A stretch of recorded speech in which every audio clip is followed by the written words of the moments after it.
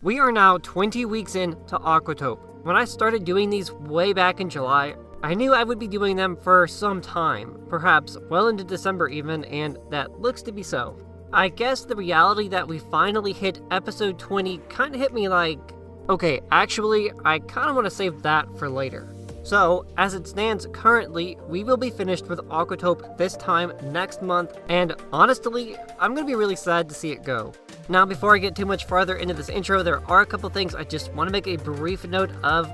Last year, I set a sub goal of 100 subscribers for the end of the year, 2020. For this year, I set a sub goal of 250. So that puts us at only 62 subscribers away. So if you know someone who's interested in this kind of content, or maybe it's just you yourself and you're not even subbed yet, then go ahead and let them know or subscribe yourself. Doing YouTube in general, but anime content as a whole, has been really wholesome and I've really enjoyed it. It's a passion, it's my dream, and I'm getting to live it with you guys. So I really sincerely hope that you will consider subscribing or at least showing some support in some way, because it really does mean the world to me. Alright, let me finish out this little intro real quick, and then we'll get on to this week's episode. So, like I said, I'm going to be sad to see Aquatope go next month. However, it'll give me the opportunity to shift my focus away from weekly reviews for a bit. I'll be spending more time doing videos on upcoming shows, top 10s, deep dives, and more. So I'd say expect a weekly upload every week, even once Aquatope has ended. There will be weeks where I can get 2 or 3 out, but a lot will also depend on my school workload next semester, so just a fair warning there. Shifting the focus back to this week's episode now, we had another slow episode this week, so I hate to break the news there, but it was kind of expected. There was a lot that happened regardless of whether this was a fast or slow-paced episode or not though.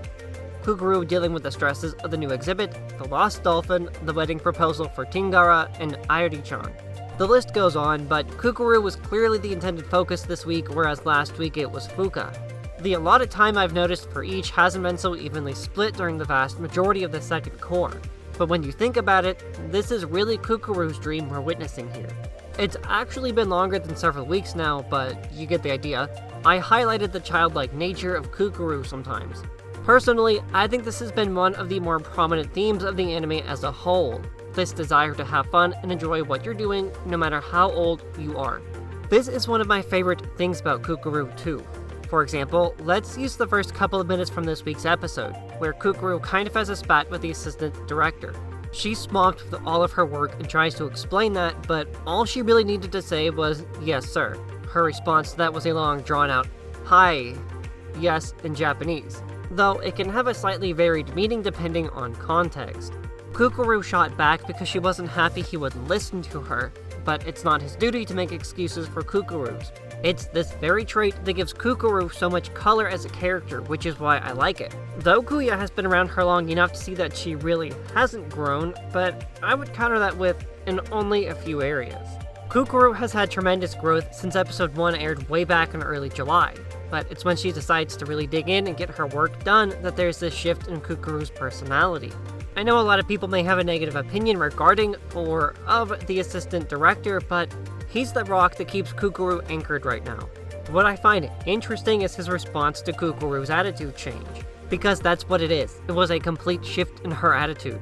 He takes notice but doesn't say anything. Now, I could be wrong here, but I firmly believe that he acknowledges this growth in Kukuru. He doesn't try to interrupt her or correct her. She asks what she needs to do and he plainly states it. When they're at the wedding planner, I think this becomes even more apparent. Now, I really do hate that Kukuru took the rejection of the proposal so personally, especially after all the work she put into it. But the assistant director was quite comforting in his words. It was an expected response, and the proposal will have to be redone, but they know what to expect now. The next thing I want to focus on now is the relationship between Kukuru, the dolphin, and Gama. So, knowing Kukuru, she rushed out to see the dolphin after hearing it was lost. This was the inner attendant in Kukuru. But this is what she learned at Gama. Gramps likened her to swimming in the tanks the whole time, and while it is definitely figurative, it is a very imagistic description of all the work Kukuru has done so far. I see no reason why she wouldn't drop everything to go see the dolphin. This is what she does. She takes care of the marine animals when they need her and when she needs them. She gets one more chance to see Gama before it's demolished. but trying to live this new dream in conjunction with experiencing the outside world has left her with little time. Little time to recover the last shards of the previous damaged dream.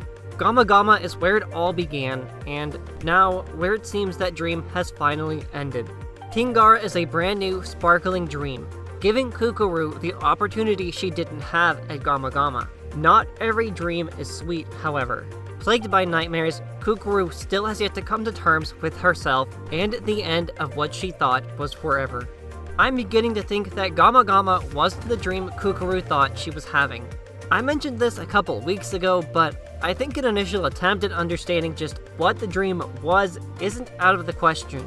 I think this dream was more of a desire to belong and share her love of marine life, but her own feelings undermined her own ability to succeed and achieve that initial dream.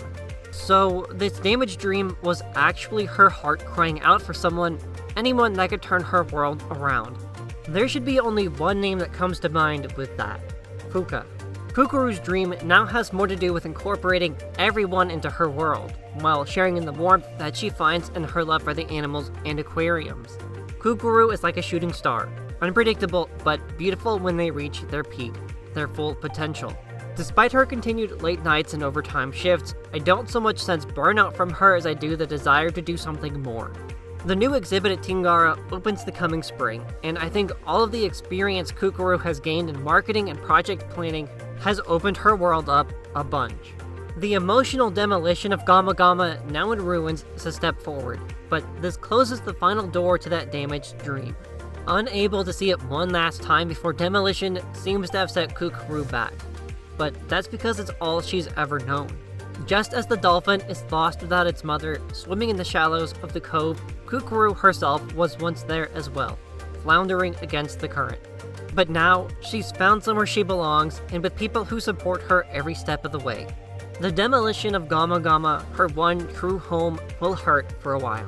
Her not showing up for work the day after is unsurprising, but I think there's an equally likely chance she bounces back. After all, both Gramps and the Tingara director have faith in her. Kukuru's foundation may be a little shaky, but it is much more cemented than what it was when we began episode 1 all those months ago now.